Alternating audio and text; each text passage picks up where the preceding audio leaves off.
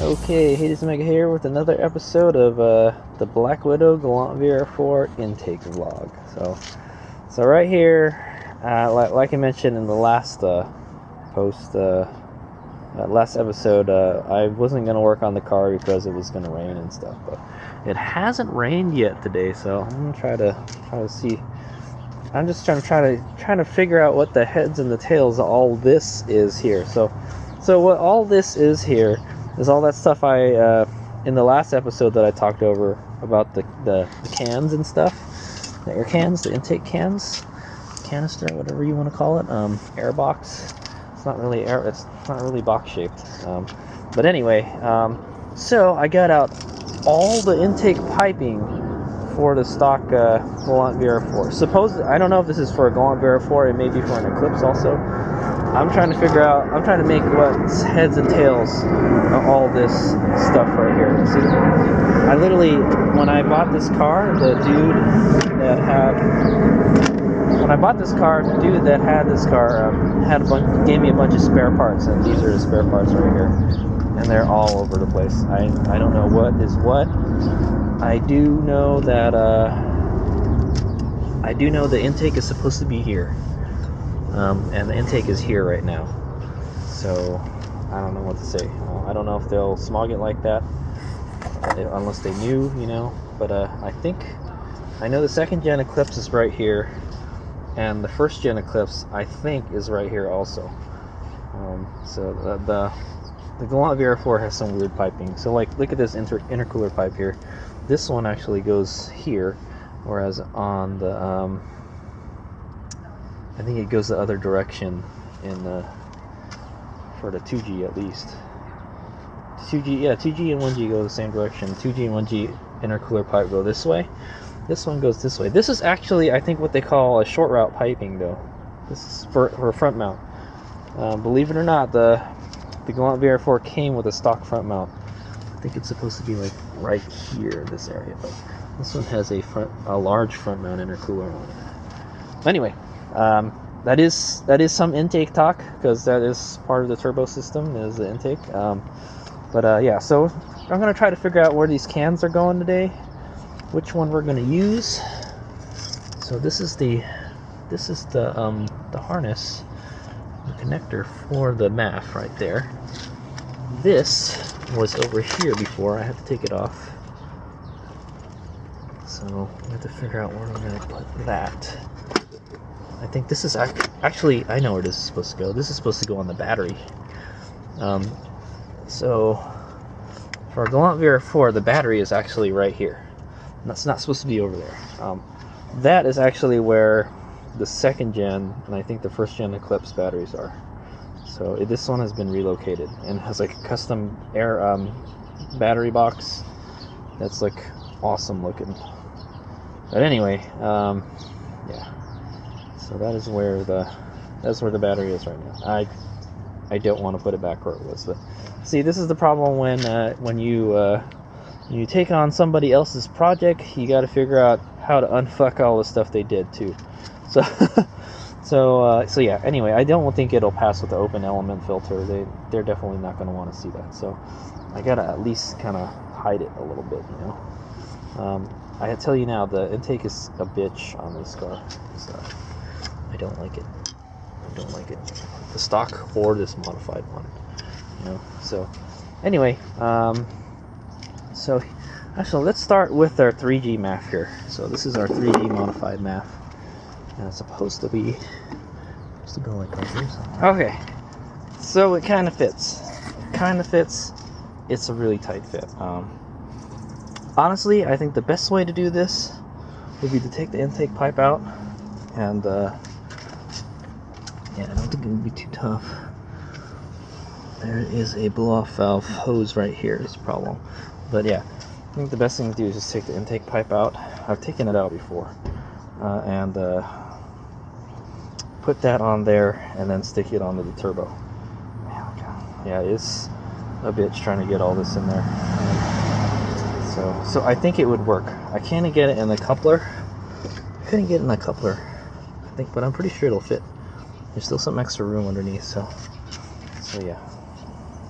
It's gonna all crumple. Anyway, this will go to the right here. See, so as you can see, this is different than that connector, so that's why we need this adapter here, which is like wedged underneath the air can now.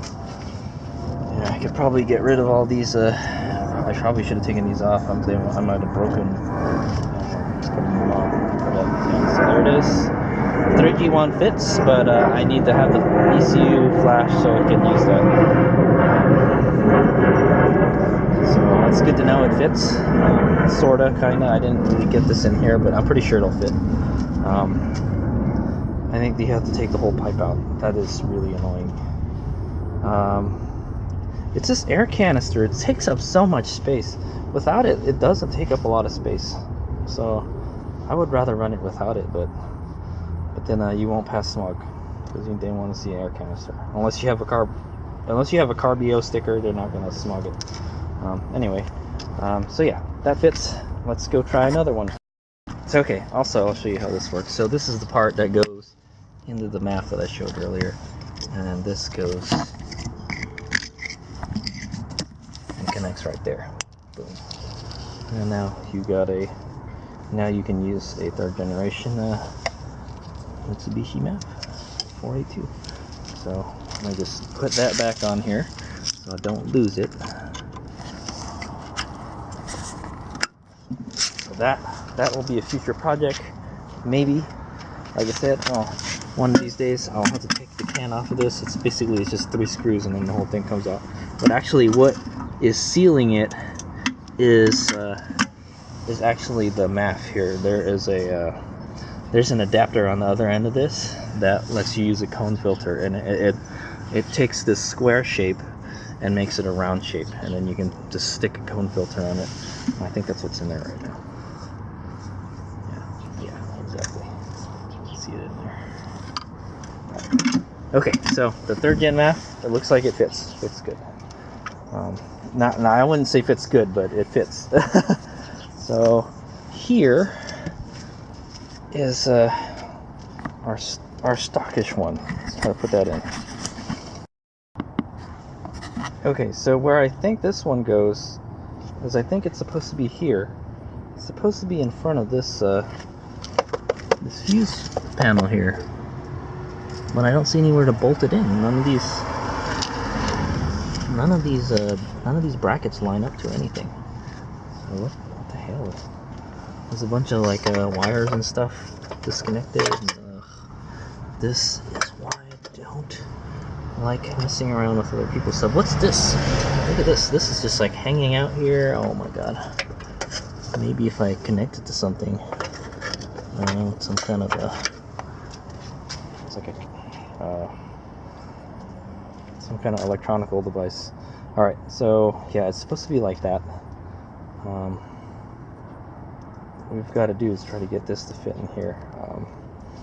I don't know where this goes. I don't see anywhere to put it. So that brings us to this guy here. So this, I don't know where this goes either. None of these bolt things match up properly. I think this is supposed to go like this. Yeah, I don't know where this goes. Anyway, the good thing is this one actually fits in here because it doesn't have as many brackets hanging off of it. Oh, there's so much junk in here. See, look, there's another connector that doesn't go anywhere. I have a feeling that goes to this. Yeah, it goes to one of these here. But, anyway, that one actually fits pretty good. If I could just if I could just find one of these that hasn't had one of these things ripped off here, it would look really stock. So that's what I got. And then this one is the one that was on there before. It mounts right here with the grommet right there, and yeah, and then the cone filter just sticks out of it. This is actually really good and clean. I like this. You're not gonna want to see that. You're gonna want to see something like this. what's gonna have to happen, I think, because we're not gonna be able to get. Let's try to fit this one in. I'll show you what the deal is with this one. Okay, so here's the problem I'm having with this one. This one has a big old bracket here that goes all the way down there. If that wasn't there, it would fit just like this one. That's why I want one of these again. I'm not really sure which one is the stock one, because this is totally different. This is a different canister than this one. So anyway, so what I'm thinking I'm gonna have to do is just lop off this bracket down here to lower it, because that's keeping it from me from lowering it, you know. And then I'll put some kind of plastic or rubber down here to keep it from chafing on the battery tray here. And yeah. Plus, I don't know what the hell. We may be able to put this back. Maybe. It's a real pain in the ass, dude. Maybe I should just try to smog it with the open filter. But I don't have a EO sticker for that. That's the problem. So anyway, so let's go take a look at these intake pipes. But yeah, so what might wind up doing is I would like to reuse this pipe. I like to use this pipe. That looks stock. It looks kind of stockish. I don't think they'll mind too much. If they do, let's say fuck it. I'll just put the stock stuff back on. But I'm gonna have to cut this bracket off, and then we should be fine. There's an there's another bracket. I have to cut another bracket off too.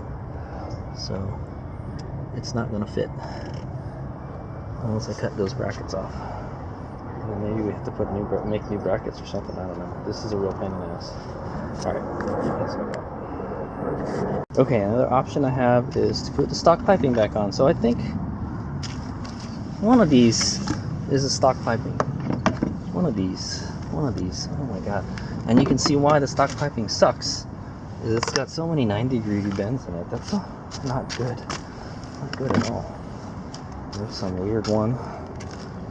This looks familiar. This looks like it's from a 1G Eclipse. I think that is from a 1G Eclipse. You see they all have the blow-off valve recirculation. These look like they're the same. There's like two intakes right here. These two go together and these two go together. So anyway, it looks as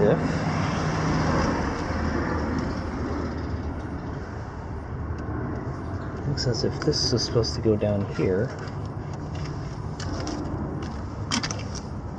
and then this is supposed to go up here.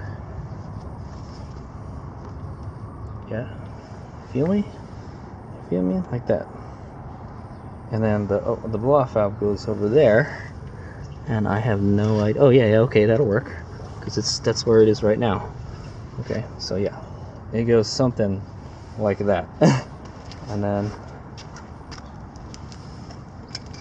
this is supposed to go in there.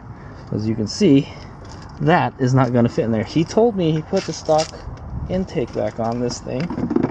He told me he put the stock intake back on this thing to smog it. And I don't know how he did it. The battery's in the way. So, what the hell?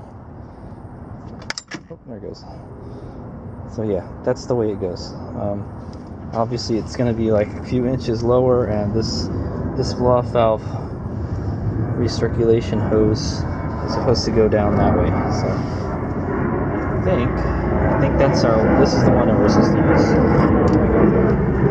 So if I have to put the stock piping back on, that's what I'm going to have to do. And I don't know, look at it. It's not, the openings are small, you know. It may be cracked. It's got a bunch of ribs in it. This is not good for airflow, you know. Not good at all. That's why they always replace all this stuff with hard piping. This stuff is no good. It's no good. I mean, I guess it's okay for stock, but if you want higher power levels, you don't use this stuff. If you want smooth airflow, right? So this here, I think it's from an Eclipse. This would go. So let's see, it says up. Boom. So actually, this might actually work too. But, oh yeah, it'll work. It'll work because it's got this weird long hose here. Somebody's done some creative blow-off valve recirculating here. I bet you that's just a radiator hose too. So anyway, that'll plug into there. That'll be under there, and then the airbox will be right here. So we might actually be able to, to use this, but if I can use that, that's fine. This one looks like it's a little long. Yeah, it is much longer. So if I need something shorter, this will work. I don't know where the fuck all these hoses and stuff go. I guess one of them goes to there. One of these guys. There. Oh yeah, there's two. There's one on the bottom also. So there's one on the bottom, there's one on the top. So I'd imagine you can plumb those over here. It looks like they're pretty long too, so that would actually work. So there's a lot of things we can do with this stuff. So this looks like it's for an Eclipse. That's an Eclipse. These are Galant. These are for Galant. So yeah, these are for Galant right here. These are the two connections right there. Those two vacuum or intake hoses. It's got it's actually got a it's got a little ring in there to keep it from collapsing, so you can clamp on it. And then this is where it goes onto the turbo, right here. Shouldn't have any problem. Oh, I changed the turbo. I didn't think about that. I think the inlet is the same. I think. I hope. That's a good question. I'll have to break that. I'll have to look that up on the internet. I don't know, but yeah. I mean, we can take that pipe off, but yeah. It looks the same.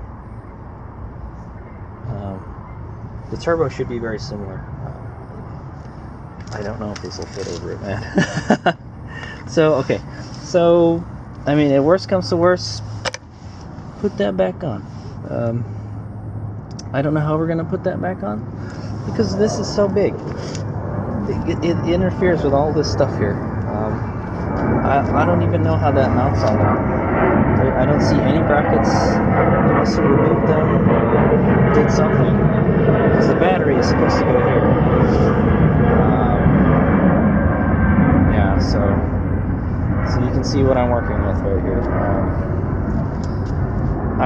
I mean, the setup that I bought the car with, the open element filter, is actually really good. It's simple, you know, but it is not. We're having I'm having problems making it look stock again, you know. Shit. Honestly, this is actually the best bet right there. That's actually the best bet. So I may actually use that. It is a pain in the ass. I mean, I guess when it's time for Smog, we put this canister back on. I'll take all these sensors off, solenoids, and just run an open element, you know, and then and it'll be easier to take the filter off because it's just a clamp filter, you know.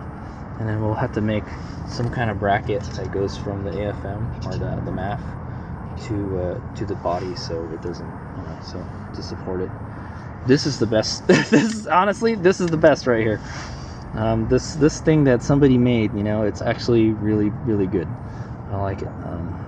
And like when it's not time to Smog, you just take this off.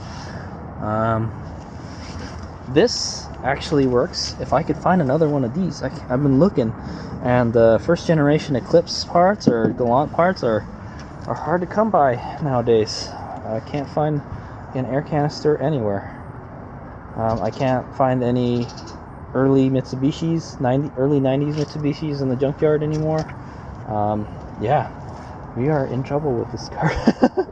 So, I mean, my best bet is to lop off all the brackets on this, because they get in the way, and then put it on with this.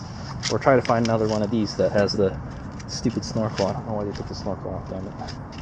If I could find, I know.